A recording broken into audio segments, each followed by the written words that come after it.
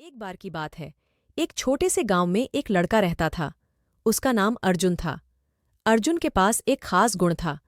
वह बहुत ही सच्चा और ईमानदार था। वह हमेशा अपने माता पिता की सेवा करने के लिए तैयार रहता था। गांव में एक जंगल था जिसमें विभिन्न प्रकार के जादुई पशु पक्षी रहते थे।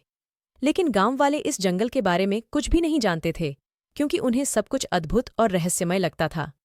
एक दिन अर्जुन ने अपने दोस्त से सुना कि जंगल में एक जादुई परी रहती है जो किसी भी इच्छा को पूरा कर सकती है।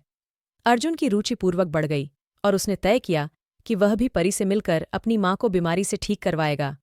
अर्जुन ने रात के समय जंगल की ओर रवाना हो गया।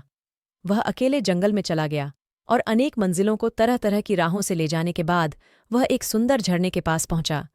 वहां उसने एक रूप सुंदर परी को देखा। परी ने अर्जुन की माँ की बीमारी को सुनकर उसे एक औषधि दी और कहा कि इसे पीने के बाद तुम्हारी माँ ठीक हो जाएगी।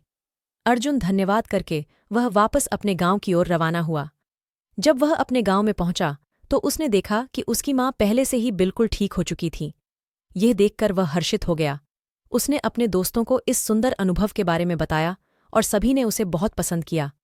अर्जुन के इस कारनामे ने सभी को प्रेरित किया कि वे भी सच्चाई, ईमानदारी और संवेदनशीलता से जीवन जिएं। उसकी कहानी गांव में लोकप्रिय हो गई और उसकी माँ के स्वास्थ्य का श्रेय उसे जादुई परी की बदौलत जाता।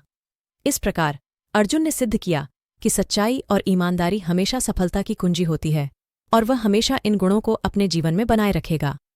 ऐसे ही अर्जुन की ईमानदारी और साहस से भरी कहानी सभी को अच्छी तरह से याद रही और उसकी कहानी का अंत सबको अपनी जिंदगी में नई दिशा देने वाला था।